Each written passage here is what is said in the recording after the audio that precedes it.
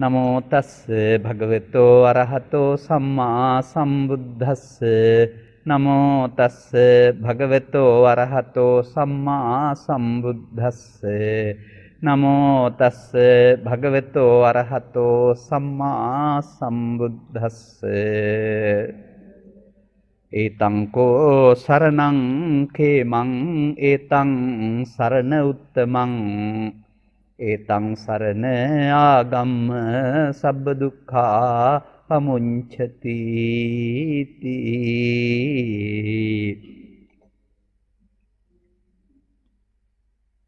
කල්ගමුව ධර්මදේශනා මාලාවේ අප හිතවත් සංවිධායක මණ්ඩලයේ ප්‍රමුඛව සිටින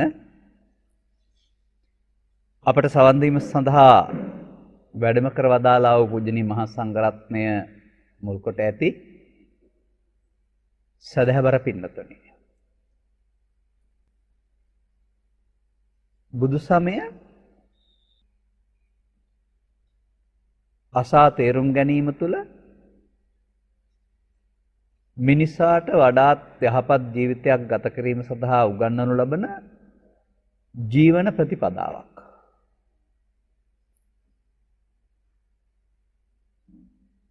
නමුත් සාමාන්‍ය සමාජයේ Taman කැමති පරිදි විදිහට ජීවත් වෙමින් ඊට ගැලපෙන බුද්ධ ආගමක් සකස් කරගන්න තමයි උත්සාහ කරන්නේ. බුද්ධ ආගමක් එහෙම සකස් කරගන්න පුළුවන්. නමුත් බුදු දහමට අනුව අධ්‍යාත්මිකයෙන් පුද්ගලයා වෙනස් වෙන්න ඕන. මේ කියන සැනසීම ලබා ගන්නට නම් සැනසීම කරා ළඟා වෙන්න නම්. ඒක තරමක් දුෂ්කර කටයුත්තක්, අපහසු කටයුත්තක්, බොහෝ දෙනා මන්දෝත්සාහී වෙන කටයුත්තක්. අප මේ ධර්මානුශාසනාවන් කරනු ලබන්නේ අර ඔබේ නිවෙස්වලදී ධර්ම දේශනාවක් කරපුවාම අහලා සාදු කියලා කැම ටිකක් කාලා බණ නම් හොඳයි කියලා යන ආකාරයේ ධර්ම දේශනාවක් නෙවෙයි. එතනින් එහාට ගියාට පස්සේ ඒ අහන්න දෙයක්, අනුගමනය කරන්න දෙයක්, අලුතෙන් ගන්න දෙයක් නැහැ, කාටවත් මතක නැහැ. නමුත් අපි ධර්මදේශනා මාලාවක් සංවිධානය කරගනු ලබන්නේ යම් යම් කරුණු ක්‍රමයෙන් පැහැදිලි කරලා දීලා ඔබ අතර යම් පිරිසක් අනුගමනීය ප්‍රතිපදාවට ගේන්න. ඒක හැමදාමත් වර්තමාන යුගයට අවශ්‍ය දෙයක් කරුණාම අතීතයේ හෝ අනාගතයේ ක්‍රියාත්මක යුතු දෙයක් නෙවෙයි. මේ පිළිබඳව කරුණු පැහැදිලි කරන ධර්මදේශනා මාලාවේදී පසුගිය දවසේ අපි තෙරුවන් පිළිබඳ පැහැදිලි කරමින් බුද්ධ රත්නය ගැන පමණයි කතා කරන්න ලැබුණේ, ඉතිරි කොටස් ගැන කතා කරන්න බැරි වුණා. අද මා ඊටම සම්බන්ධ තවත් ගාථාවක් මාතෘකා පාඨයේ වශයෙන් ගත්තෙත් ඒකමයි. කුමටද තෙරුවන් සරණ යන්නේ කියලා ඇහුවොත් මේකට ප්‍රමාණවත් පිළිතුරක් ලැබෙන්නේ නැහැ මට සමාජයෙන්. මන්දයත් කටේ කිරිසුණු දයන්නට මත්ෙන් තිසරණ සහිත පංචශීලයේ සමාදන් වීමේදී මේ තෙරුවන් සරණ යාම කරලා තියෙන නිසා. නමුත් මේ තෙරුවන් සරණ යාමේදී තෙරුවන්ට අදාළ අර්ථයක් කුඩා දරුවෝ ඉගෙන ගත්තේ නැහැ. ලොකු මහත් වෙනකොට තමයි ඒකට යම්කිසි අර්ථයක් අපි ඉගෙනගෙන තිබෙන්නේ. ඒ යම්කිසි අර්ථයට බුදුන් දහම් සංගුණ කියන වචන තුන තමයි පාවිච්චි කරන්නේ. ඊටත් එහාට මේ පිළිබඳව හදාරපු කෙනෙක් හෝ අනුගමනය කරන කෙනෙක් අපට දකින්න ලැබෙන්නේ නැහැ. නමුත් මම දකිනවා මේ බුදුන් දහම් සංගුණ කියන පද තුන තුළ තියෙන අර්ථය දැනට තියෙන අර්ථය නොගැඹුරුයි. මීට වඩා ගැඹුරු අර්ථයක් මේකට තියෙන්න ඕන. ඒ නිසා මම මේකට නමක් යොදනවා. එදිනදා ජීවත් වෙනකොට අපි භාවිතා කරන සම්මුති සත්‍යයේ තෙරුවන් තමයි මේ අපි පාවිච්චි කරන්නේ.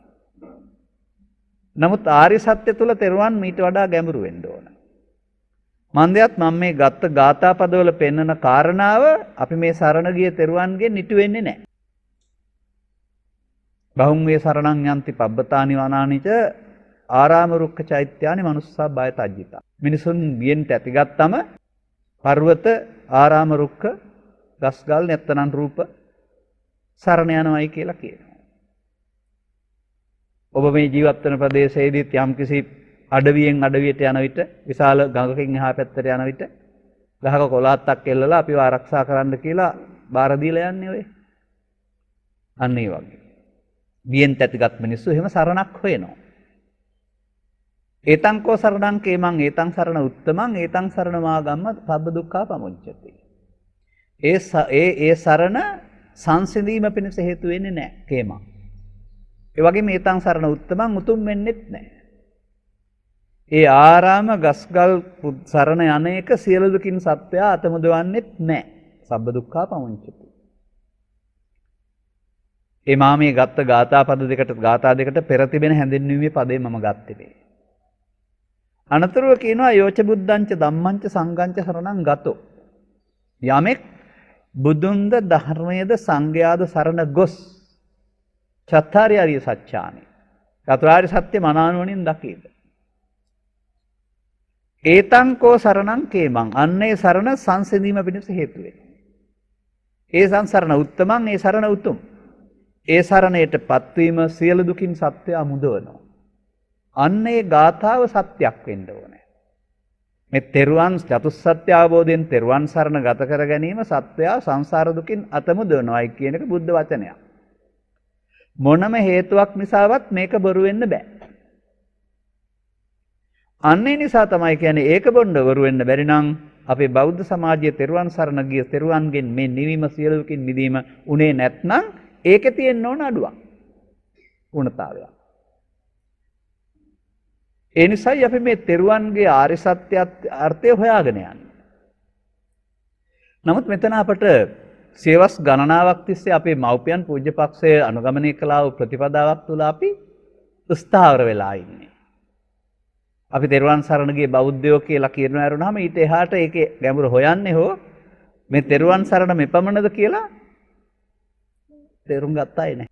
මම ප්‍රශ්නයක් අහලා උත්තර දුන්නොත් කුමටද තෙරුවන් සරණ යන්නේ කියලා. තෙරුවන් සරණ යන්නේ සසර දුකින් මිදෙන්න. එතකොට බුදුරජාණන් වහන්සේ පහළ වූ සමාජයේ තෙරුවන් පහළ වුණේ නැහැ. පව් කරපු අය හිටියා, පින් කරපු අය හිටියා, ධාන වර්ග දෙක උපදවාගත් අය හිටියා. ධානයෙන් පරලෝකස් රූපී අරූපී බඹතල උපදින අයත් හිටියා. සසර ගමන නිමා කළ කිසිවෙක් හිටියේ නැහැ. ලෞකික ධාන තිබුණට, ඥාන තිබුණට සෝවාන් ආදී මාර්ගඵල පිළිවෙලින් ලබන්නා වූ නිවීම කියන එක මේ ආලාර කාලාම උද්දකරාම පුත්තෝ භග්ගව වැනි කිසිවෙකුට හිමි වී තිබුණේ නැහැ. එහෙනම් ඒ ඥාන තුල, ඒ ධාන තුල තෙරුවන් ක්‍රියාත්මක වෙලා නැහැ. ඒක බුදුරජාණන් වහන්සේගේ පහළ වීමෙන් පස්සේ ක්‍රියාත්මක වෙන දෙයක්. එහිදී පසුගිය ධර්මදේශනාව කරමින් මා ඔබට මේ බුද්ධ පදයට අර්ථයක් ලබා දුන්න අද එක කෙටියෙන් කියලා දෙන්න. බුද්ධ පදයට පිබිදුන තැනැත්තා කියන අර්ථය ගන්න පුළුවන් සාමාන්‍යයෙන්. සමාජයේ බුදුන් පිළිබඳව හිතන හැටි කල්පනා කරන්න පළමුව. පෙර පාසල් වයසේ ඉන්න සූරළමාමී වයසේ ඉන්න දරුවෙකුට බුද්ධ පරිනිර්වාණයෙන් වසර 235කට 40කට නැත්නම් 250කට පසුව ගාන්ධාර අමරාවති මතුරා කලා ශිල්පාශ්‍රයෙන් සකස් කළා වූ ප්‍රතිමා කලාවේ කලා නිර්මාණයක් වන බුද්ධ ප්‍රතිමාව පෙන්වා බුදුන් වශයෙන් හඳුන්වා දෙනවා. ඒකත් මම විශේෂයෙන් වචනේ මතක් කළේ මුල් වසර 250ක් විතර කාලයක් ප්‍රතිමාකරණයක් නැතුව තමයි බුදුන් වැඳලා හරි පුදලා හරි තියෙන්නේ. ඒක පසු කාලීනව කලා ශිල්පයක් ඉස්මතු වීමේ ප්‍රතිඵලයක්. මොකද බුදුන් කියන මේ தത്വයට ප්‍රතිමා හදන්න බෑ කියන අර්ථයක් දැරුව නිසා තමයි එහෙම සිදු නොවුනේ. දරුවට ඒ බුදුන් ප්‍රතිමා වුණාට ඒ ප්‍රතිමාවට අපට සසර දුකින් මිදෙන්න සරණ වෙන්න බෑ. මලක් පහනක් පූජා කරපුවාම බුද්ධ ප්‍රතිමා වහන්සේ අපට නිඳා කරන්නෙත් නෑ, ප්‍රශංසා කරන්නෙත් නෑ. අපේ පැහැදුන සිත විසින් අපට පින් ලබා දෙනවා. මම කියන කාරණා හොඳින් තේරුම් ගන්න. ප්‍රතිමාවට හිරිහැරයක් කළොත් බුද්ධ ප්‍රතිමාව ඔබට කරදරයක් කරන්නේ නැහැ. හැබැයි හිරිහැරයක් කළ ඔබේ චේතනාවට ඔබට දුක් ලබා දෙනවා. ඔබේ පාපී චේතනාවට ඔබට දුක් ලබා දෙනවා. එහෙනම් මල් පහන් පූජා කළොත් 아무තු ප්‍රශංසාවක් කළේ නැති වුණාට ඔබේ පුණ්‍ය චේතනාවට ඔබට ලෞකික සැප ලබා දෙනවා. ඒ දෙකම කළේ ඔබේ හිත. උදව් වුණා ප්‍රතිමාව. තව ටිකක් එහාට යනකොට අපි බුදුරජාණන් වහන්සේ කියන්නේ සිද්ධාර්ථ ගෞතමයන් වහන්සේ. සිද්ධාර්ථ කුමාරයා තාපසයා ඉන්පස්සේ වෙසක් පොරදායින් පස්සේ කුමක්ද අවබෝධයක් ලබාගෙන අවුරුදු 45ක් කාලයක් ජීවත් වුණා. ඒ තමයි බුදුරජාණන් වහන්සේ. දැන් බුද්ධං සරණං ගච්ඡාමි කියන එකේ තේරුම බුදුරජාණන් වහන්සේ සරණ යනවා නම් අවුරුදු 45යි ඒකේ වළංගු කාලය. එදායින් පස්සේ අපිට බුදුන් සරණ යන්න බෑ. මොකද බුදුන් නැති නිසා. අන්න ඒක තමයි සම්මතාර්ථ කියලා කියන්නේ. නමුත් ආරි සත්‍ය අර්ථයට ගත්තාම සම්බුද්ධ සහ සම්බුද්ධත්ව සූත්‍ර ගණනාවක් ත්‍රිපිටකයේ තියෙනවා සංයුත්ත නිකායේ. ඒවායේ බුද්ධ කියන්නේ කොතෙන්ද කියලා බුදුන් වහන්සේ පැහැදිලි කරලා තියෙනවා. ඒ බුද්ධ කියන්නේ ශාරීරික පරිවර්තනයක් නෙමෙයි. උන්වහන්සේ වෙසක් පුණු පොහොදා උදෑසන කිසියම් ආකාරයක වෙනසක්කටපත් වුණාද ආධ්‍යාත්මික ඒ ආධ්‍යාත්මික අවබෝධයටයි බුද්ධ කියන්නේ. අවබෝධයටපත් වූ තැනැත්තා. එහෙම කීවට බෑ සූත්‍රවල කොහොමද මේ අවබෝධය පෙන්වලා තියෙන්නේ.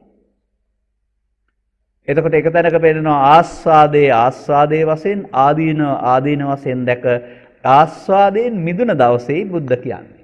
නිස්සරණය කියන එකේ තේරුම ඒකයි.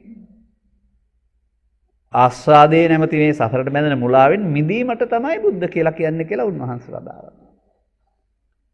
එහෙම නැත්නම් මේ රූප වේදනා සංඥා සංකාර විඥාන පහක් හඳුන්වනවා ධර්මයේහි ඒ රූප වේදනා සංඥා සංකාර පහට එන දේවල් මගේ ආත්ම වශයෙන් ගන්න තාක්කල් උන්වහන්සේ බුද්ධ පදයට අර්ථයක් දුන්නේ නැහැ. නැත්නම් තමා බුදුන් කියලා ලෝකෙට හැඟෙන්නේ නැහැ කියලා තියෙනවා. එතකොට සිද්ධාර්ථ රජතුමා හෝ කුමාරයා හෝ තාපසතුමා හෝ බුදුන් නෙවෙයි. මොකද ඒ ක්‍රියාකලාපය තුළ තියෙන පංචස්කන්ධයේ ආත්මය. එයින් මිදුන දවස තමයි මේ සකල ක්ලේශයන් ප්‍රහීන කිරීම කියලා කතා කරන්නා අවබෝධය. එතකොට පංචස්කන්ධයේ අනාත්මය. පංචස්කන්ධයේ අනාත්මයටපත් වූ දවස තමයි බුදුන් කියලා කියන්නේ. මම මේ පසුගිය පය එකමාරක් තුල කරපු ධර්ම දේශනාව විනාඩි ගානාවකට කෙටි කරලා කළේ. එතකොට පංචස්කන්ධයේ අනාත්මයටපත් වීම බුදුන් නම් පංචස්කන්ධයේ අනාත්මයටපත් වීම බුදුන් දැකීමයි. අන්න අදත් පංචස්කන්ධයේ අනාත්මයටපත් වෙන්න පුළුවන් නම් බුදුන් දකින්න පුළුවන්. ඇයි පංචස්කන්ධයේ අනාත්මයටපත් වෙන්න වෙලා තියෙන්නේ? පංචස්කන්ධයේ ආත්මය තුල තමයි සසර ගමන තියෙන්නේ. තේරුම් ගන්න ඕන කාරණාව අන්න ඒකයි. නමුත් අපි ඒක දන්නේ නැහැ. සාමාන්‍ය බෞද්ධ සමාජය ඒක දන්නේ නැහැ. දන්නේ නැති නිසා අපට ඒ බුද්ධ නම් වූ තත්ත්වයේ සරණ සසර දුකින් මිදෙන්න යොදා ගන්න බෑ. මේ බුද්ධ නම් වූ තත්ත්වයේ සරණ, ඒ සඳහා උපයෝගී කර ගන්න ඕන ධර්මයේ සරණ, ඒ සඳහා උපයෝගී කර ගන්න ඕන සංඝ භාවය කියන මේ රත්නත්‍රය සසර දුකින් මිදෙන්න අපි සරණ කරගත්තේ නැහැ. පරම්පරා 7ක් 8ක් 10ක් කීවා විතරයි. මම එහෙම කියන්නේ කාටවත් රිදවන්න අපහාස කරන්න මදිකමක් කරන්න නෙමෙයි. අපට ආරි සත්‍යයේ තෙරුවන් වෙත එන්න බැරි වුණා. කොහොමද අපි සාමාන්‍ය අර්ථකථනය කරන්නේ? බුදුන් පදයට ප්‍රතිමාව, විහාරස්ථානයේ වැඩ සිටින ප්‍රතිමාව. ධර්ම පදයට පොත්ගුලේ තියෙන බණපොත, බණ පොත් ටික. සංඝ පදයට මා ඇතුළු මේ පොඩි ආමඳුරන් වහන්සේලා පූජනීය මහා සංඝරත්නය. මොකද බුද්ධංච ධම්මංච සංඝංච කියලා තියෙන අර සූත්‍ර පාඨවල පාලියෙන් තියෙන ඒක ඔය සූත්‍ර දේශනාවල අභික්ඛන්තම් භෝගෝතම පදේ මම වහන්සේගේ ධර්මය අසා පැහැදුනා. අද පටන් මම බුදු ධම්ම සංඝ රත්න සරණය සේක්වා කියලා ඉල්ලපු එකේ බුදුන්ද ධර්මයේද සංඝයාද කියලා සිංහලට හදලා තියෙන්නේ එහෙමයි. ඉතින් ඒ නිසා අපි එතන කල්පනා කරනවා අපි දන්න අර්ථයෙන් බුදුන් කියන්නේ පුද්ගලයා, ධර්මය කියන්නේ පොත, සංඝයා කියන්නේ හාමුදුරුවෝ. හොයලා බැලුවොත් මේක ගලපන්න බැරි තැනක් තියෙනවා. මේ තෙරුවන් ගලපන්න බැරි තැනක් තියෙනවා. බලන්න මේ සූත්‍රයේ තියෙන මොකද්ද කියලා. අත්තදීපා භික්ඛවේ විහෙරත අත්ත සරණා අනඤ්‍ය සරණා ධම්මදීපා විහෙරත ධම්ම සරණා අනඤ්‍ය සරණා. මහණනි, තමන් දියුණක් කොටගෙන වාසය කරන්න තමන් සරණ යන්න කාගේවත් සරණ යන්න එපා. න අඤ්‍ය සරණා අනඤ්‍ය සරණා. ධර්මයේ දියුණක් කොටගෙන වාසය කරන්න ධර්මයේ සරණ යන්න කාගේවත් සරණ යන්න එපා. කාගේවත් සරණ යන්න එපා අනඤ්‍ය සරණා කියන පදේ තේරුම. දැන් කාගේවත් සරණ යන්න එපා කියන පදයයි බුදුන්ගේ සහ සංඝයාගේ සරණ කියන පදයයි ගැලපෙන්නේ කොහොමද? බුදුන්ගේ සරණ ගියම කාගේවත් සරණ නෙවෙයිද? සංඝයාගේ සරණ ගියම කාගේවත් සරණ නෙවෙයිද? ඒක කාගේවත් සරණ නොවන විදිහට තමයි මේ තෙරුවන් සරණ යන්න ඕන තමන් සරණ කරගන්න ආකාරයට. ඒ නිසා තෙරුවන් සරණ යාමේ තියෙන්න ඕන තමන් සරණ කර ගැනීමක් කරුණාම කාගේවත් සරණ යාමක් වෙන්න බෑ. එහෙනම් අපි ඒක ගලපගන්නේ කොහොමද කියලා හොයන්න වෙනවා. ඇයි මේ බුද්ධත්වයේ විශේෂත්වය? ඒක තේරුම් ගන්න වෙනවා. දැන් සාමාන්‍ය සමාජයේ ආච්චිලා සීලා නැත්නම් ඉගෙන ගන්න දරුවෝ උපකල්පනය කරනවා බුදුරජාණන් වහන්සේ අවුරුදු 80 තමයි පිරිනිවන් අඩින්නේ කියලා. බැලූ බැල්මට ඒක හරි වුණාට බුදුරජාණන් වහන්සේ පිරිනිවන් වැඩිවේ අවුරුදු 35 දී. ඒකට ක්ලේශ පරිනිර්වාණය කියලා වචනයක් පොතේ යොදනවා. වැදගත් වෙන්නේ ක්ලේශ පරිනිර්වාණය. එතකොට එහෙනම් කෙලෙස් වලින් නිවුණන් පස්සේ තිබෙන සුවේන නිවන් සුව කියන්නේ. එහෙනම් උන්වහන්සේ නිවන් සුව විඳලා තියෙන්නේ වළඳලා තියෙන්නේ අවුරුදු 35 දී. හරි ඊපස්සේ ශරීරය බෙදී ගියාට ඒක ඉතින් ශරීරය කොහොමද බෙදී යනවා. නමුත් ක්ලේශ පරිනිර්වාණය වග්‍රහ කරන්නේ 35 දී විග්‍රහයේදී. එහෙනම් 35 සිට 80 දක්වා තිබුණා වූ සුවයට නෙනිවීම කියන්නේ. ඒක ඉංග්‍රීසි පස්සෙත් නැත්තේ නෑ තියෙනවා. නමුත් එතකොට මොකක්ද ඒ සුවය? අන්නේ සුවය පෘථග්ජන මිනිස්සුන්ට පෘථග්ජන මිනිස්සුෝ ජීවත් වෙන්න ගිහිල්ලා පවේ පිනේ ධානයේ ඔස්සේ මේවා කම්පාවෙන් අඬනවා දරනවා වැළපෙනවා සසරට බැඳෙනවා වුණාම සසරින් ගැලවීම නැහැ.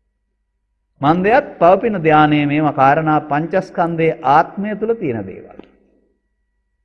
බුදුන් වහන්සේ පංචස්කන්ධයේ අනාත්මයටපත් වුණා කියන එක තමයි අර මේ රූප වේදනා සංඥා සංකාර විඥාන කියන පහට එන දේවල් මගේ මම මගේ ආත්ම වශයෙන් ගන්න තාක්කල් මම සම්බුද්ධත්ව කීවේ නෑ.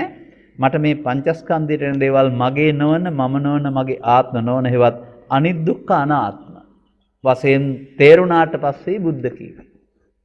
මම ත්‍රිපිටකයේ තියෙන පදයයි කියන්නේ කලබල වෙන්න එපා. එහෙනම් උන්වහන්සේට මේ ස්කන්ධ පංචකයේ අනාත්මය දැකීම ආරම්භ වුණා 100%ක්ම අවුරුදු 35 දී. අන්නේ ස්කන්ධ පංචකයේ අනාත්මය දැකීමේදී බාහිර ලෝකෙ සිදුවෙන සංසිද්ධීන් නිසා චිත්ත අභ්‍යන්තරයේ තිබිලා එන්න කලබල වෙන්න ස්වභාවයක් නැහැ. ඔබ ඔබේ ජීවිතය ගැන කල්පනා කරලා බලන්න. අපි දැන් නිහඬව හිටියට ඔබට මුහුණ දෙන්න සිදුවෙනා වූ ලාභ අලාභ සැප දුක් නින්දා ප්‍රශංසා ජය පරාජයන් හිදී ඔය ඉන්න තත්ත්වයෙන් ඔබට ඉන්න පුළුවන්. කලබල වෙනවා යටගිරියෙන් හෝ කියනවා කෑ ගහනවා බැන ගන්නවා ගහ ගන්න යනවා වෙනවා අන්න කම්පාව. ඒ කම්පාව ගෙනත් දෙන්නේ කෙලෙස් විසින්. ඔබ නෙවෙයි. ඔබේ ශරීරයමයි නමුත් ඔබ මේ තත්ත්වයන්දි වෙනස් වෙනකොට ඔබට මහ විශාල කම්පාවක් කම්පනයක් නොමිනිස්කමක් ගෙනත් දෙනවා. සමහර වෙලාවට. ගහ ගන්න මරා ගන්න කපා ගන්න කොටා ගන්න තැන්වලදී මට මොනවා වුණාද දන්නේ නැහැ කියලා ඔබ පස්සේ කියයි. ඒ නොමිනිස්කමක් ඉස්මතු වෙනවා.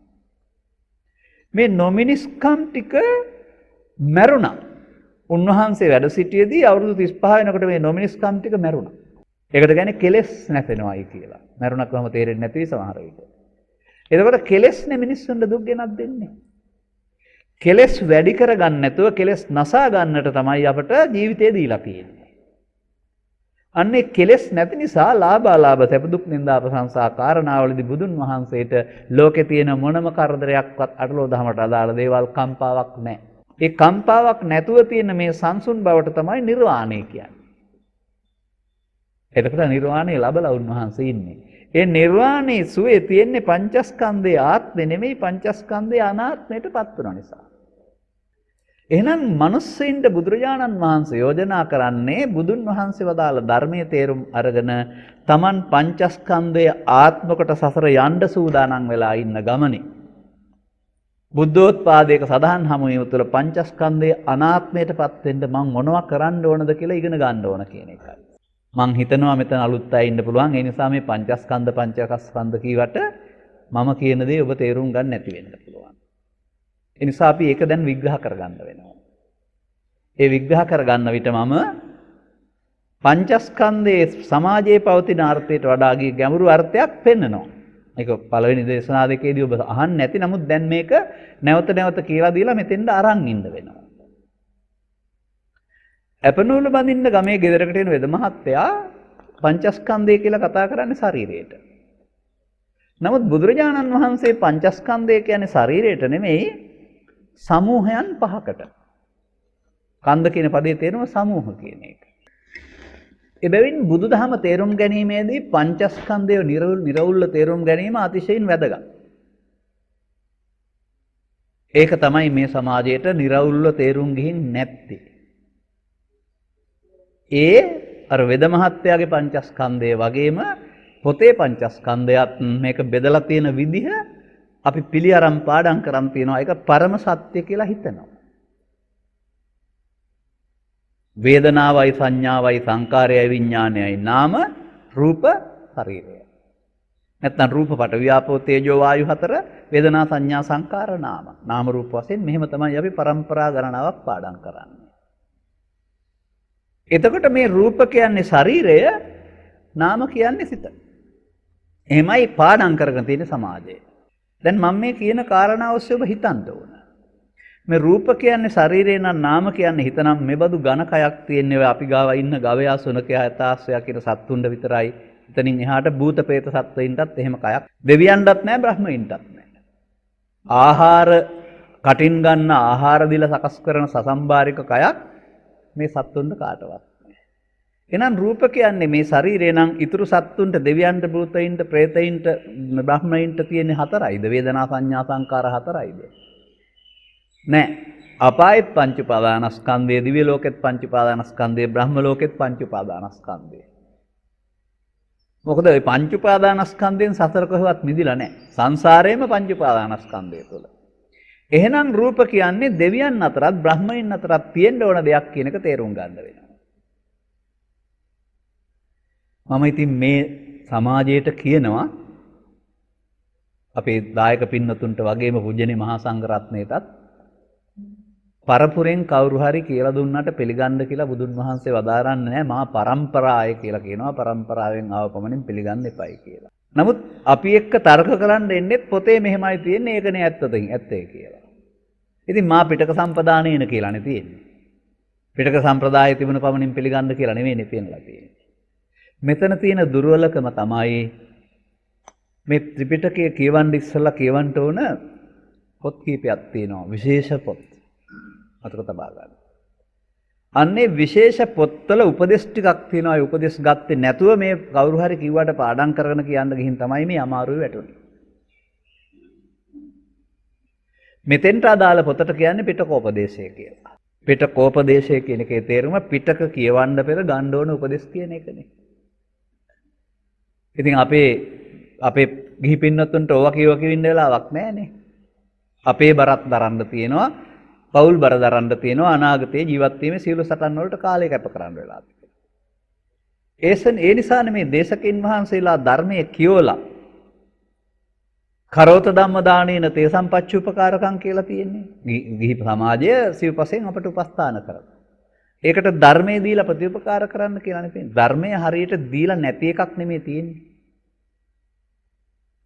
ඒ නිසායි මම පිටකෝපදේශය හදාarලා බණ කියන්න පටන් ගන්න කියලා මට වඩා බාලායට නම් මම ඒක බය නැතුව කියනවා. මට වඩා වැඩිහිටි පූජනීය මහා සංඝරත්නයටත් වැඳලා සමාව අරගෙන කියනවා අනේ සමා වෙලා මේක කියවලා ඉන්න කියලා.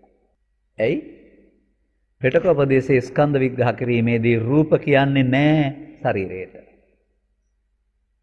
එතකොට තියෙන්නේ අමුතු ಜಾති 12ක්. රූප කියන ඒවා. ඇසේ රූපයයි, ඇසේ ප්‍රසාදයයි. කනේ ප්‍රසාදයයි, ශබ්ද රූපයයි. නාසයේ ප්‍රසාදයයි, ගන්ධ රූපයයි. දිවේ ප්‍රසාදයයි, රස රූපයයි. කයේ ප්‍රසාදයයි, පොට්ටබ්බ රූපයයි. සිතේ ප්‍රසාදයයි, අරමුණු ධම්ම රූපයයි. මේ 12ට තමයි රූප කියනවා කියලා පෙන්නන්නේ. මේ 12 අපේ ඇහෙන් බැලුවට තේරුම් ගන්න පුළුවන් එකක් නෙමෙයි. ප්‍රසාදය කියන එකේ තේරුම මැරුණාම නැත්තේ ඒක. දැන් ඔබ මලගෙවල් වල ගොහින් නැතිනේ. ඒ පුද්ගලයාගෙත් ඇහැ කන නාසය දිවකය තියෙනවනේ. නමුත් මේ ගිය පුද්ගලයාගේ මේ එකක්වත් දෙන්නේ නැහැ. කම් පෙත්ත තිබුණට ඔහුට කන් ඇහෙන්න කනක් නැහැ. නාසය තිබුණට ගඳ සුවඳ දැනෙන්නේ නැහැ. ඇස තිබුණට රූප පේන්නේ නැහැ. අර වෛද්‍යවරු එහෙම බලන්නේ බබා මිය ගිහින්ද පියවිලාද කියලා ඒ ප්‍රසාදේ නැති වෙන හැටි. ප්‍රසාදය කියන්නේ ද්‍රව්‍ය නෙමෙයි ඇස තුළ පවතිනා වූ ශක්තියක්. මේ ආහාර අරගෙන ශක්තියක් ලබා දුන්නම මේ ප්‍රාණවත් බව. චක්කු ප්‍රසාද කියලා කියන්නේ. ඒක ඇහි පියාටුත් නෙමෙයි අක්ෂි ගෝලයක් නෙමෙයි. ඒක ඇහැ ඇතුලේ තිබෙනා වූ අරමුණු ගන්න පුළුවන් ජීවි බවක්. ඒක ද්‍රව්‍ය නෙමෙයි. ඒක ප්‍රසාද රූපේ. ඔබ හැම දෙනා මට පේන්නේ කොහොමද කියලා මම කල්පනා කරලා බලනවා. ආලෝකේ නැතුව ගියොත් එහෙම ඕගොල්ලෝ හිටියට මුකුත් පේන්නේ නැතුව යනවා මට. ඕගොල්ලෝ හිටියට කවුරු හරි මෙතන ඇස් පේන්නේ නැති කෙනෙක් හිටියොත් එහෙම යාට පේන්නේත් නැහැ. ඒ වගේම ඕගොල්ලෝගේ නන් දන්නේ නැති නිසා මට ඕගොල්ලෝ ගිහින් රැහණු පිරිමාසෙන් පේනවා යරුණා වෙන නම් වශයෙන් මතක් වෙන්නේත් නැහැ. මේ කෙනෙකුට යමක් පේනවා කියන එක සාමාන්‍යයෙන් කතා කරන්නේ ඉදිරියේ ඉන්න කෙනා පේනවා කියවට ඉදිරියේ ඉන්න කෙනාගේ සෙවණැල්ල ඇහි පහළ වුණේ නැත්නම්. ගෙදර ගිහින් බලන්නකො කණ්ණාඩි ඉස්සරහට ගිහිල්ලා ඔබ පේන්නේ කණ්ණාඩියේ තියෙන ඡායාව තුලින් නෙවෙයිද කියලා. ඒ කණ්ණාඩියේ තියෙන ඡායාව තුලින් ඔබ පේනවා වගේ ඡායාවක් ඇසේ පහළ නුණා නම් අපට රූපයක් පෙනෙන්නේ නැහැ. එතකොට රූපය කියන්නේ ඔබට නෙවෙයි අර ඇසේ පහළ වෙන ඡායාවට. ඒක ද්‍රව්‍ය නෙවෙයි. ඒ නිසා ප්‍රසාද රූපයයි ගෝචර රූපයයි දෙකම පඨවි ආපෝ තේජෝ නෙවෙයි. අන්න එතෙන්ට එනකල් මේක තේරුම් ගන්න ඕන සමාජයේ. ඒ රූපය මුල් කොටගෙන තමයි වේදනා සංඥා සංකාර විඥාන හටගන්නේ. ඇහෙන්න. කනත් එහෙමයි. කන කියලා අපි කතා කරන්නේ කාට හරි ගුරුතුමා මගේ කුඩා කාලේ අල්ලපු කන විදිහට කම් පෙත්තටනේ. නමුත් කනේ සිදුරක් ඇතුළට ගියාම මේකේ අරමුණු ගන්න පුළුවන් හැකියාවක් තියෙනවා. ඒකට කියන්නේ සෝත ප්‍රසාද. අර එළිය ඇති වෙන ශබ්දයක් ඇවිදින් කම්පනලා මෙතන වැදුනහම අර ඒ ශබ්දෙට නෙමෙයි ශබ්ද රූපය කියන්නේ. අටවිසි රූපේ රූප ශරීරය තුළ වෙන්නේ විග්‍රහ කරන්නේ බාහිරව ගන්න බෑ. ඒක කම්පණය වුණාම මෙතන ශබ්දය හඳුනා ගන්න සුතක් පහළ වෙනවා. ඒක තමයි සෝත ප්‍රසාදය සහ ශබ්ද රූපය. දෙකම ද්‍රව්‍ය නෙමෙයි. මෙසේ රූපයේ ශබ්දයේ ගන්ධයේ රසයේ පොට්ටබ්බ ධම්ම එකක්වත් ද්‍රව්‍ය නෙමෙයි චෛතසික. මේ ඇහැට හම්බ වෙන රූපය තමයි අපි ඊට පස්සේ අපේ වෙන් කර ගැනීමට අනුව හතුරා හරි මිතුරා හරි මධ්‍යස්ථ කෙනා වශයෙන් හඳුනන්නේ. මින් පෙර දෙයක් ඒක. හඳුනා ගන්න විට ඒ පුද්ගලයා අමනාප කෙනෙක් නම් දකින්නකොට අපිට හිතේ පහළ වෙන්නේ අමනාපය. ඥාතිවරයෙක් නම් අපේ හිතේ පහළ වෙන්නේ සතුට. අන්න ඒ සතුට හරි දුක හරි මධ්‍යස්ථ බව හරි කියන මේ ඕනෑම එකකට කියනවා විඳීම නැත්නම් වේදනාව. දැන් විඳින්නේ මොකද්ද? ඇහැට හම්බ වන රූපේනේ විඳින්නේ. රූපේ විඳිනවා කියන එකේ තේරුම ශරීරය විඳිනවා නෙමෙයි අර අරමුණ විඳිනවා. ගීතයක් අහනකොට කවුද ශරීරය විඳින්නේ? ගීතයක් අහනකොට හම්බ වෙන්නේ ශබ්දය. ශබ්ද රූපේ තමයි අපි ශබ්දයේ මිහිරි අමිහිරි කියලා විඳින්නේ. මෙන්න මේ රූප කියන්නේ ශරීරය හෝ රූප කියන්නේ පඨවි ආපෝ තේජෝ කියන මුලාවෙන් මිදෙන තාක්කල් පංචස්කන්ධය නිරූල් කරගන්න බෑ. පංචස්කන්ධ ධර්මතාවය නිරූල් කරගන්න බැරි තාක්කල් බුදුන් වහන්සේ වදාළ අනිදුක්ඛානාත්ම සහ නිදුක්ඛානාත්ම තේරුම් ගන්න බෑ. අනිදුක්ඛානාත්ම සහ නිස්සුඛාත්ම තේරුම් ගන්න බැරි තාක්කල් ධර්මයේ තේරෙන්නේ නැහැ. තේරෙන්නේ නැත් තාක්කල් ධම්මං සරණං ගච්ඡාමි කියලා තියෙන්නේ අනුන් කීවට අරුණාම තේරුම් අරගෙන නෙවෙයි. ඔන්න ඕකයි ඇත්ත. ඉතින් ඒ නිසා අපට මේක තේරුම් ගන්න වෙනවා. දැන් අපි ආශ්‍රයෙන් මේ කතා කරන්නේ ඇහැට හම් වෙන රූපය සැප හෝ දුක් හෝ උපේක්ෂා වශයෙන් විඳහම ඒ විඳින එකේදී සැප හෝ දුක් හෝ උපේක්ෂා වශයෙන් හඳුනන එකට සංඥාව කියන්නේ. සැප නම් ඇලෙනවට දුක් නම් ගැටෙනවට සංඛාරය කියන්නේ.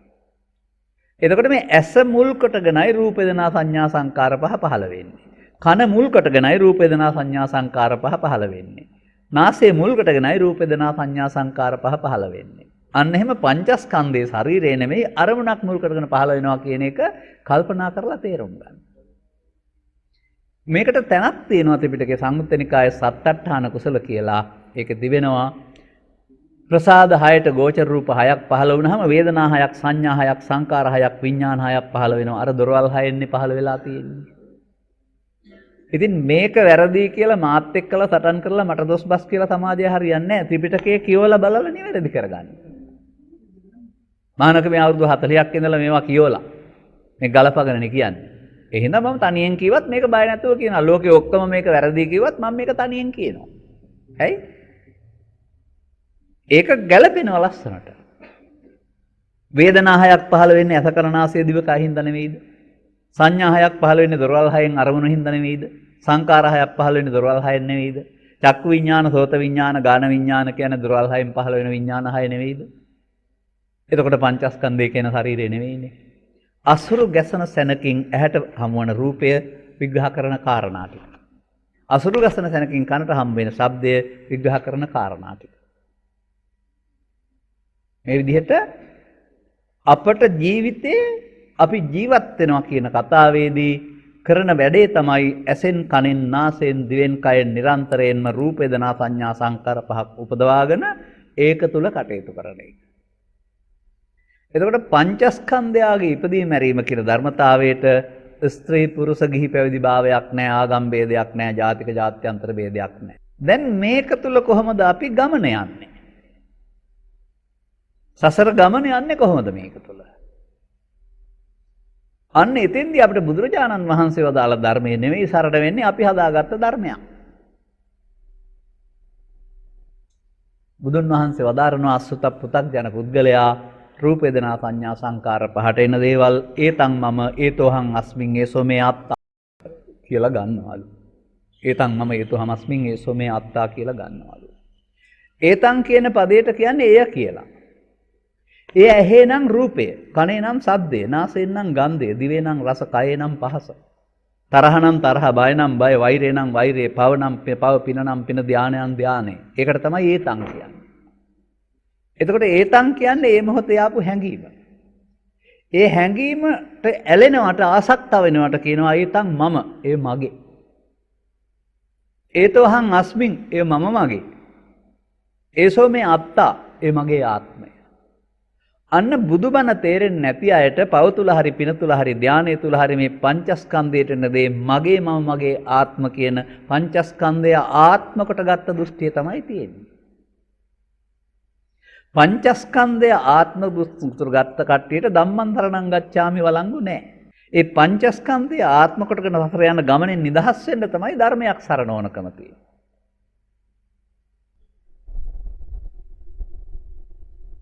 ඒ නිසා ඔබ තේරුම් ගන්න සත්වයා සසර ඇවිදින්නේ කොහොමද කියලා.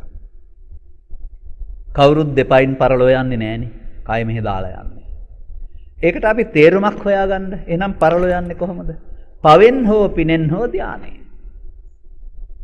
එකතු කරගන්න පව් තමයි අනාගත ප්‍රතිසන්දියට හේතු වෙන්නේ. එකතු කරගන්න පින් තමයි අනාගත ප්‍රතිසන්දියට හේතු වෙන්නේ. එකතු කරගන්න ධාන තමයි අනාගත ප්‍රතිසන්දියට හේතු වෙන්නේ. එනම් කයක් අරගෙන පුද්ගලයෙක් සිතින් එකතු කරගන්නා වූ පව් වලට අපුඤ්ඤාභි සංකාර කියනවා. කයක් අරගෙන සිතින් එකතු කරගන්නා වූ පින් වලට පුඤ්ඤාභි සංකාර කියනවා. කයක් අරගෙන ධාන වඩලා ධර්මයේ තේරුම් ගත්තේ නැතුව එකතු කරගන්නා වූ ධාන වලට කියනවා ආනිජ්ජාභි සංකාර. මේ අபிසංකාර කියන පදේ තේරුමත් මේ ජීවිතය අතහැරෙනකොට අනාගත ඵලයක් ලබා දෙන්න හේතු හිතේ ඉතුරු වෙන්නා වූ හේතු. අන්නේ පව් හේතු හරි පින් හේතු හරි දේන හේතු හරි ධාන හේතු හරි ඉතුරු වෙන්නේ පංචස්කන්ධය ආත්ම කොට ගැනීමෙන්. දැන් පවෙන් පරලෝ යන්නාට සතර අපායෙන් එකක්, පිනෙන් පරලෝ යන්නාට මිනිසුන් හෝ දිව්‍ය ලෝක හයෙන් එකක්, ධානයෙන් පරලෝ යන්නාට බඹලෝ විශ්ෙන් එකක්. මේ පව් පින් ධාන තුන උල් කොටගෙන මේ ඇවිදින එකට සංසාරය කියනවා. දැන් සංසාරයේ ඇවිදින්න ධර්ම දෙවොන නැහනේ. ධම්මං සරණං ගච්ඡාමි ඕන නැහැ. ඒකට මම අලුත් වචනයක් හෙදුවා. කෙනෙක් ජීවත් වෙන්න සොකී ජීවනෝපාය වශයෙන් සුරාව සූදු දුරාචාරය නැත්නම් ලෝභ දේශ මොහ මූලික කරගත් ක්‍රියා කරනවා නම් ඔහුගේ ජීවිතේ අපි නොකීවට ඔහුට සරණ වෙන්නේ පාපය. ඒ නිසා කීවේ නැති වුණාට ඔහු පාපං සරණං ගච්ඡාමි.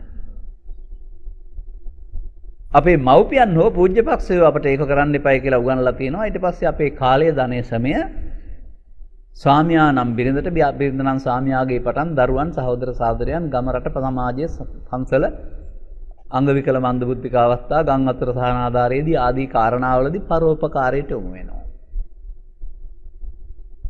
දැන් අපි ඒකට කියන්නේ පින සරණ කරගන්නවා. මේවට ලස්සන විපාක හම්බ වෙනවා, මේවට දින්නාම ලැබෙනවා පහු. ඒ නිසා යාගේ ලැබීම ලබා ගන්නට අපි පින සරණ කරගන්නවා. මිනිසුන් අතර ලැබෙනවා ආයුර්ණ සැප බල. දෙවියන් අතර ලැබෙනවා මහේසාක්‍ය දේවත්වය. පැවිදි වුණාම ලැබෙනවා සිව්පස්සේ මනාව. ඒ පුණ්‍යාභි සංකාර. ඒ නිසා අපි එකට කියනවා පුඤ්ඤං සරණං ගච්ඡාමි. ඉන්දිය සමාජය මීටත් එහා ගියා. පව පින දෙකට වඩා හොඳ එකක් හොයාගෙන ගියා. ඒකට කියන්නේ ditta ධම්ම සුඛ විහරණයට අදාළ ලෞකික සමාධි කියලා. එතකොට ලෞකික සමාධිය පරලෝක ගියාපුවම එතන ලෞකික සමාධිය තමයි මම වෙන්නේ. දැන් පවේදී නම් මම වෙන්නේ පව, පිනේදී නම් මම වෙන්නේ පින, ධානයේදී නම් මම වෙන්නේ ධානය. එතකොට ධානයෙන් පරලෝ යන අයට රූපී අරූපී බඹතල උත්පත්තිය. එහෙනම් ඔවුට පරලෝ යන්න උදව් වුණේ ධානය. එහෙනම් ධානං තරණං ගච්ඡාමි. දැන් මේක තේරුම් ගන්න. සතර අපායට යන්න පාපං සරණං ගච්ඡාමි. දිව්‍ය ලෝකේ සහ හයේ සහ මනුස්ස ලෝකේ උපදින්න පුඤ්ඤං සරණං ගච්ඡාමි. රූපී අරූපී බඹතල විශ්වයේ උපදින්න ධානං සරණං ගච්ඡාමි. ඔක්කොම එකතු කරපුවාම කම්මං සරණං ගච්ඡාමි. මේකේ ධම්මං සරණං ගච්ඡාමි නෑ. සසර ඇවිදින්න ධම්මං සරණං ගච්ඡාමි ඕන නෑ, කම්මං සරණං ගච්ඡාමි ඇති. තුනට බෙදාගත්තා. මේවයි තේරුම් ගන්න ඕනේ. දැන් මේකෙන් මිදෙන්නනේ ධම්මං සරණං ගච්ඡාමි ඕනේ. ඕකනේ වැදගත්කම. බුදුහාමුදුරුවෝ ධර්මය හොයාගත්තේ මේ සංසාර චක්‍රයෙන් මිදෙන්නනේ. මේ තෙරුවන් සරණ වෙන්නේ සසර දුකින් මිදෙන්න. එහෙනම් කම්මං සරණං ගච්ඡාමි කරගන්න අයට කියන්නේ පු탁ජන කියලා. ගිහියෝ පැවිදි ස්ත්‍රී හෝ පුරුෂ ඒ ඔක්කොම කවුද? කම්මයෝනි කම්මබන්දු කම්ම පටිසරණෝ යං කම්මං කරිස්සාමි කල්ලන්නං පාපකං වා තස්සදායාදෝ භවිස්සාමි. අපි ඉන්නේ කර්ම මාර්ගය තුල. පෘථග්ජන කියලා ඔබ හඳුනා ගන්නවා නම් ඕන කෙනෙක් ඉන්නේ පන්සිල් වල හිටියත්, අටසිල් වල හිටියත්, දසසිල් වල හිටියත්, උපසම්පදා සිල් වල හිටියත් කර්ම මාර්ගය.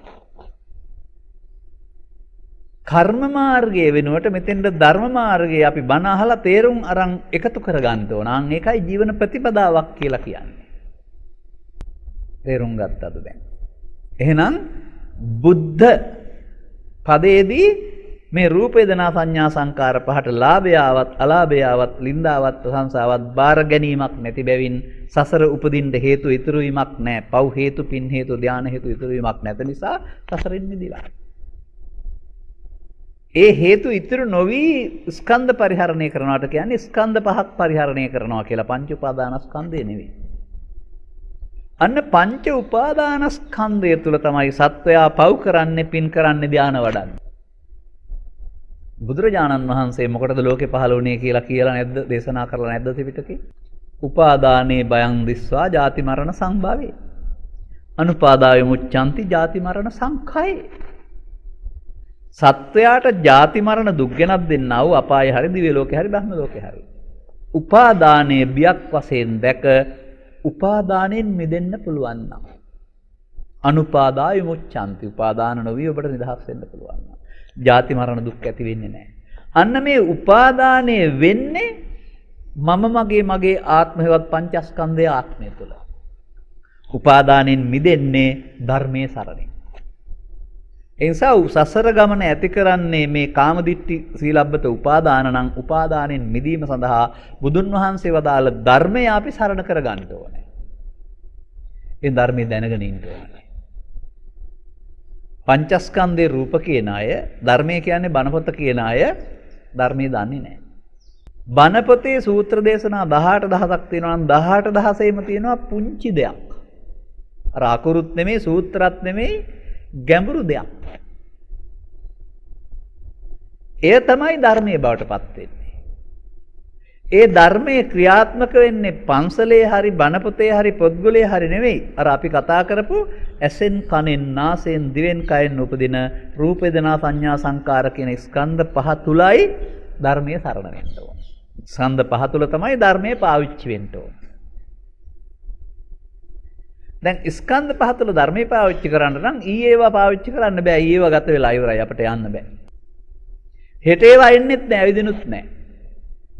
ස්කන්ධ පංචකේ දැන් ක්‍රියාත්මක වෙන්නේ කොහොමද? ඔබ හැමදෙනාම ආදිහා බලන් ඉන්නවා. එහෙනම් ඔබට රූපේ වෙලා තියෙන්නේ මගේ රූපේ. මේ හැඩේ ඔබට පේනවා, ඔබේ ඇසේ මේ රූපේ පහළ වෙලා. ඉතින් ඒක ඔබට මං කෙරෙහි අමනාපයක් නැත්නම් කිසිම දුක් වේදනාවක් නෑ. විශේෂ මනාපයක් නැත්නම් එහෙමත් නෑ. බණ ටිකක් තේරෙනවන්නේ මොකක් හරි කැමැත්තක් ප්‍රසාදයක් ඇත්තේ. ඉතින් ඔබට මේ ඉන්න එක එක්කෙනාට මේ වේදනාව විවිධයි. හොඳටම පැහැදුනොත් සැප වේදනාවක්. අමනාපෙන් හිටියොත් දුක් වේදනාවක්. ඒ වේදනාව මගේ නෙවෙයිනේ තියෙන්නේ, ඕගොල්ලෝ හදාගත්ත එක. ඒ මගේ රූපය ඔබේ ඇසේ පහළ වෙනකොට ඒ රූපය මුල් කරගත්ත මේ වේදනාව සැප දුක් උපේක්ෂා ඔබට අයිති. වේදනාව සැප දුක් උපේක්ෂාද කියලා හඳුනන සංඥාවත් ඔබට අයිති. වේදනාව සැප නම් ඇලෙනවා, දුක නම් ගැටෙනවා. ඒ සංඛාරයත් ඔබට අයිති. ඒ මේ මා පිළිබඳව ඔබට වේන හැටි මම කතා කරන්නේ. ඊට පස්සේ රූප වේදනා සංඥා සංකාර පහෙන් සිදුවන විවිධත්වය ඔබ හඳුනා ගන්නවා. විශේෂයෙන් දැන ගැනීමවත් විඥාණයෙන් ස්කන්ධ පහ පහළ වෙනකොට ඔබ සියලු දෙනා ඉන්න අතර එක එක ස්කන්ධ පහළ වෙන්නේ ඔබට අදාළ විදිහට. මායයකට උදව්වක් වුණා විතරයි ඇහි ප්‍රසාදයක් වශයෙන් ඉදිරියෙන් තියෙන. දැන් එතන ඔබේ හිතට ආපු දේ තමයි ඒතං මම ඒතෝ අහං අස්මින් ඒසෝ මේ අත්තා. මා කෙරෙහි අමනාපයක් ආව නම් ඔබට අමනාපයයි මම. මා කෙරෙහි විශේෂ ප්‍රසාදයක් ආව නම් ප්‍රසාදයයි මම. ඒ දෙකම නැත්නම් උපේක්ෂාවයි මම. එතකොට මම කියන්නේ ශරීරයට නෙමෙයි, මම කියන්නේ අකුරු දෙකකට නෙමෙයි. මම මේක ඔබට පෙන්වන්නම් චුල්ල වේදල්ල සූත්‍රයෙන් අරගෙන. විසාකස් කියන සිටුවරයා සොකීය පෙර ප්‍රියම්බිකාව පැවිදිලා ගමට එන්නේ දැන් රහත් මෙහෙණියක් විදිහට ඇගෙන් අහනවා ආර්යාවෙනි සක්කාය කියනවා මොකද්ද මේ සක්කාය කියන්නේ?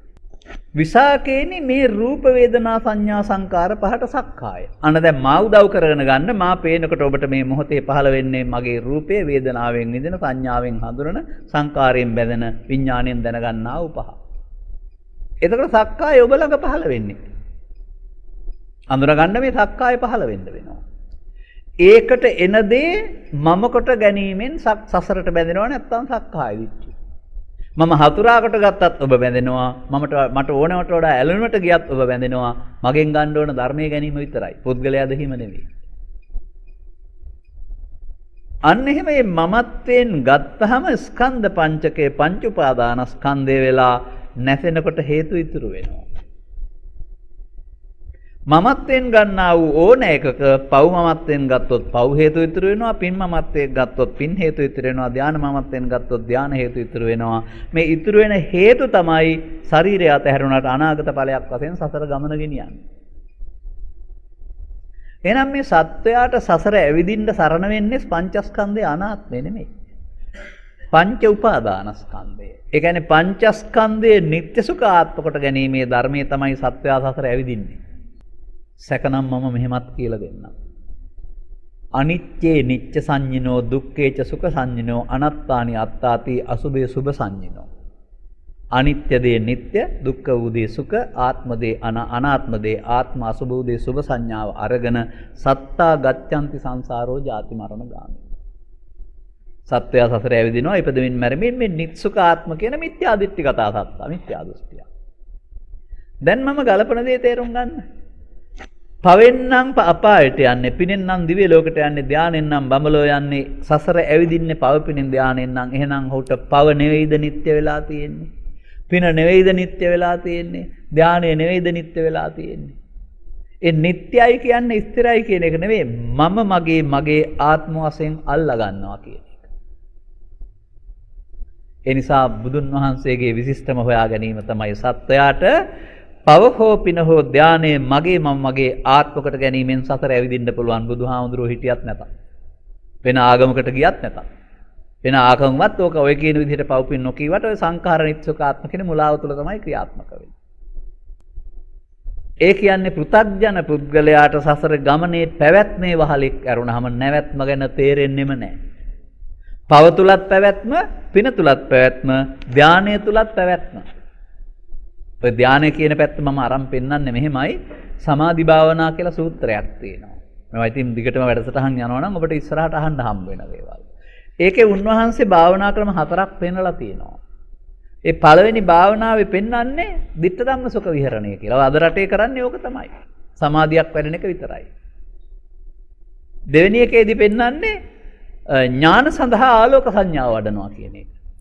දෙවෙනි එකේදී පෙන්වන්නේ වේදනාව සංඥාව මමත්වෙන් අරගෙන සතියක් වඩනවා කියන එක. මේ එකකවත් කෙලෙස් නැසනවා කියන්නේ නැහැ. හතරවෙනි එකේ තමයි පෙන්වන්නේ ආසවක්ෂය පිණිස වඩන්නා වූ භාවනාව. අන්න ඒකයි අපි ගන්න ඕන.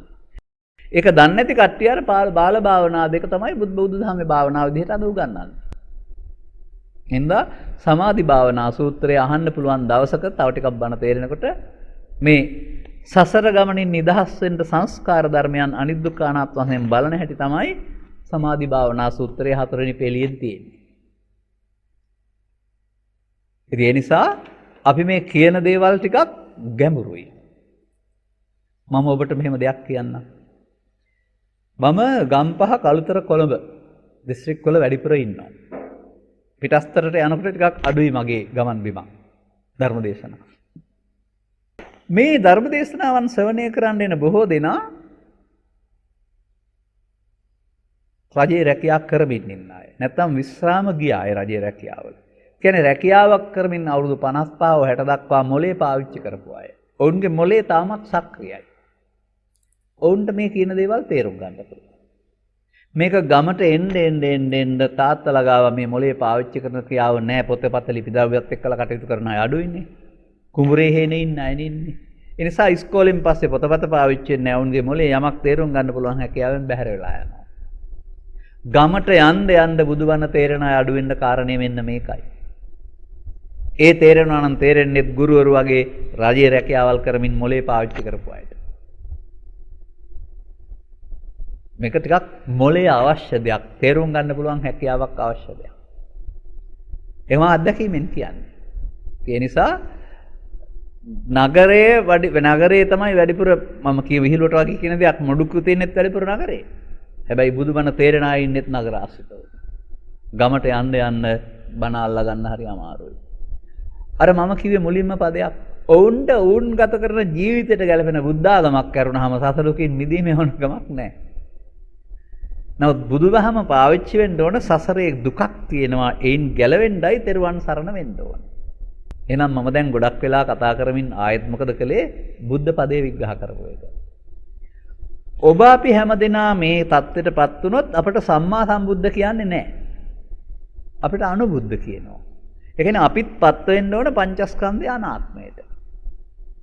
පංචස්කන්ධයේ ආත්මය කියන මුලාවේ සසර ගමන පවතිනවා. ගමන නිදහස් වෙන්න නම් පංචස්කන්ධය අනාත්මයටපත් වෙන්න. තව විදිහකින් කියනවා නම් අපායෙන් ගැලවෙන්න නම් පව් හේතු නැති වෙන්න ඕනේ. කාමසුගතිය ඇවිදින්න නම් පින් හේතු නැති වෙන්න ඕනේ. රූපී අරූපී බඹතල යන්න නැතුව ඉන්න නම් ධාන හේතු නැති වෙන්න වෙනවා. තිබුණොත් යන්නම වෙනවනේ. මේ උපදින්න තියෙන හේතු නැවත ඉපදීම නැති කිරීම කියලා නේද කියන්නේ බුදු සමයෙන් නිවන් දකින්නයි කියලා. මේ උපදින්න තියෙන හේතු තියෙන්නේ අවිද්‍යාවක් තුළ. උපදින්න තියෙන හේතු නිරෝධ කරන්න තමයි අවිද්‍යා නිරෝධයෙන් සංඛාර නිරෝධය කියලා කියන්නේ. මේකට බුදුන් වහන්සේ හෙළි කළ වදාළා වූ විශිෂ්ට ගණේ ධර්මයක් අපට සරණ වෙනවා. ඒ නිසා සසර දුකින් මිදීමට බුදුන් වහන්සේ වදාළ මෙන්න මේ ධර්මයේ මම ස්කන්ධ පංචකය තුළ සරණ කර ගන්නවා කියන තැනට සරණ කරගන්න තේරෙනකොට තමයි ධම්මං සරණං ගච්ඡාමි වළංගු. දැන් මොකද්ද කියලා ධර්මයේ හොයන්න වෙනවා.